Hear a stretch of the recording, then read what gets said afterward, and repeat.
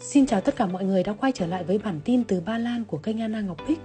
Từ ngày 20 tháng 4 năm 2020, Ba Lan có một chút nới lỏng xã hội có thể cho phép các cửa hàng hoạt động. Cửa hàng dưới 100m² thì mỗi quầy tính tiền được phép có 4 khách hàng trong cửa hàng cùng một lúc. Nếu cửa hàng rộng trên 100m² thì cứ 15m² được phép có một khách hàng. Được phép đi dạo và tập thể thao ở công viên, nơi công cộng với điều kiện phải đeo khẩu trang và giữ khoảng cách ít nhất là 2 mét. Rừng và công viên được mở trở lại, nhưng vẫn cấm các khu vui chơi của trẻ em và máy tập công cộng. Được phép đi nhà thờ, hội họp tôn giáo, nhưng với nguyên tắc là 15m² được một người. Trẻ em dưới 13 tuổi đi ra ngoài phải có người lớn đi kèm. Trẻ em trên 13 tuổi được đi lại không cần có người lớn nữa.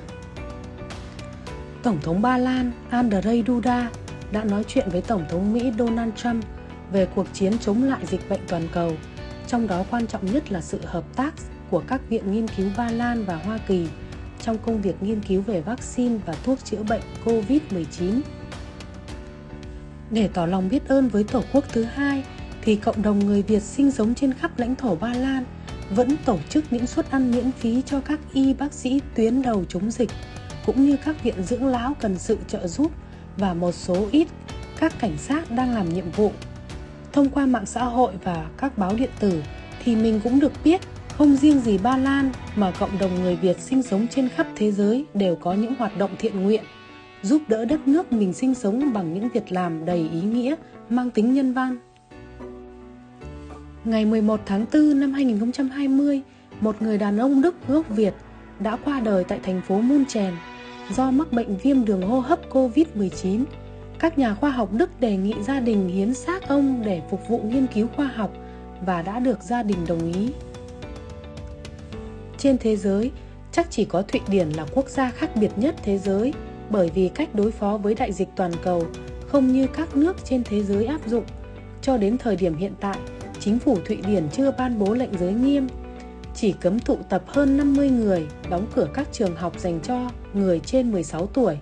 Chính phủ khuyên người dân thực hiện giãn cách xã hội và khuyên người già nên ở trong nhà. Nhìn chung thì cuộc sống ở Thụy Điển vẫn diễn ra bình thường. Hôm 16 tháng 4 năm 2020 vừa qua, thông tin cho thấy tại Brazil đã có thuốc trị COVID-19. Đây là kết quả nghiên cứu từ một phòng thí nghiệm tại Sao Paulo. Theo người đứng đầu của Bộ Khoa học và Công nghệ của Brazil, Marcos Pontes, cho biết thì thuốc này có hiệu quả đến 94%, không gây tác dụng phụ và đó là một loại thuốc rẻ tiền. Và ông cũng cho biết đến tháng 5 thì thuốc sẽ được thử nghiệm tại 7 bệnh viện trên nhóm 500 bệnh nhân nhiễm COVID-19.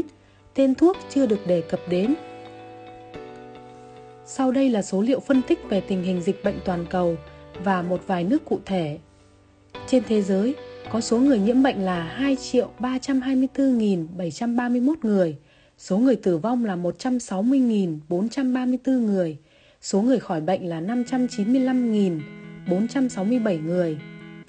Tại Ba Lan, có số người nhiễm bệnh là 8.742 người, số người tử vong là 347 người, số người khỏi bệnh là 981 người, số người được xét nghiệm là 192.960 người. Tại Việt Nam, có số người nhiễm bệnh là 268 người, chưa có người nào tử vong vì COVID-19.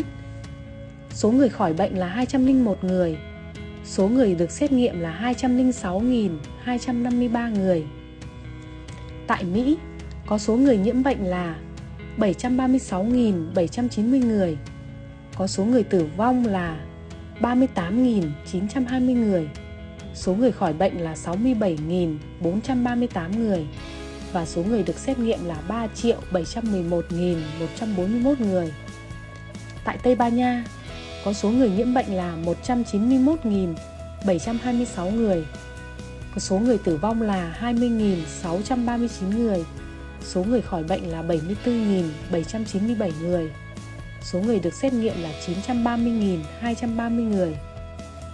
Tại Ý, có số người nhiễm bệnh là 175.925 người, số người tử vong là 23.227 người, số người khỏi bệnh là 44.927 người, Số người được xét nghiệm là 1.305.833 người.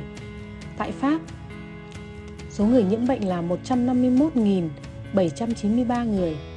Số người tử vong là 19.323 người. Số người khỏi bệnh là 35.983 người. Số người được xét nghiệm là 463.662 người. Tại Đức, có số người nhiễm bệnh là 143.342 người. Số người tử vong là 4.459 người. Số người được khỏi bệnh là 85.400. Số người được xét nghiệm là 1.728.357 người. Tại Anh, có số người nhiễm bệnh là 114.217 người. Số người tử vong là 15.464 người.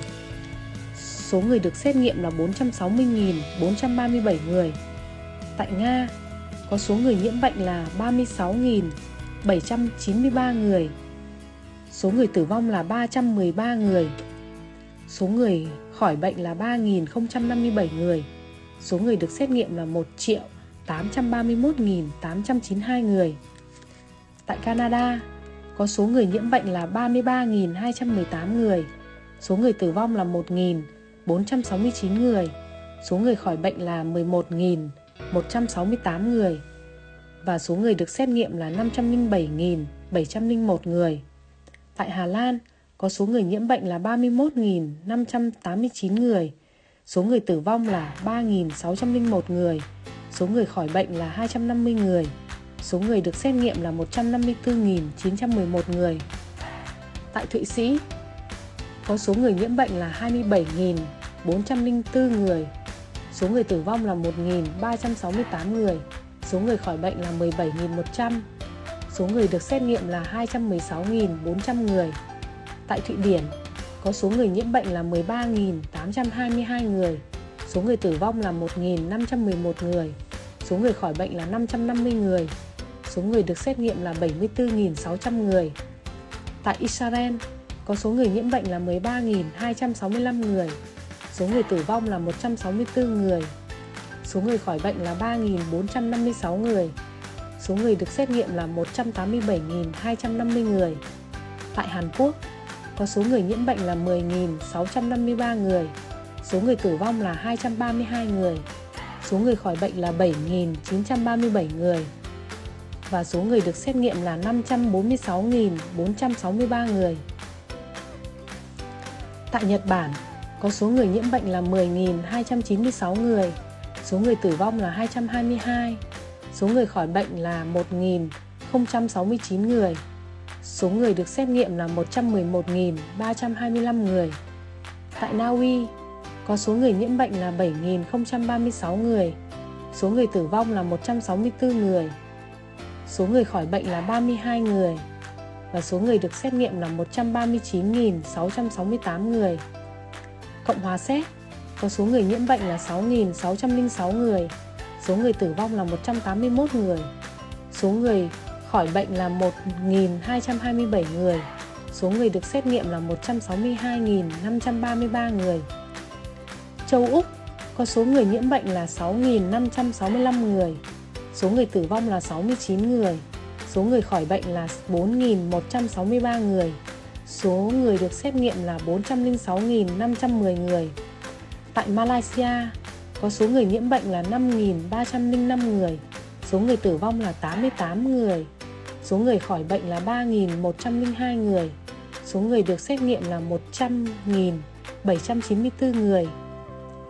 Tại Đài Loan, có số người nhiễm bệnh là 398 người. Số người tử vong là 6 người. Số người khỏi bệnh là 178 người.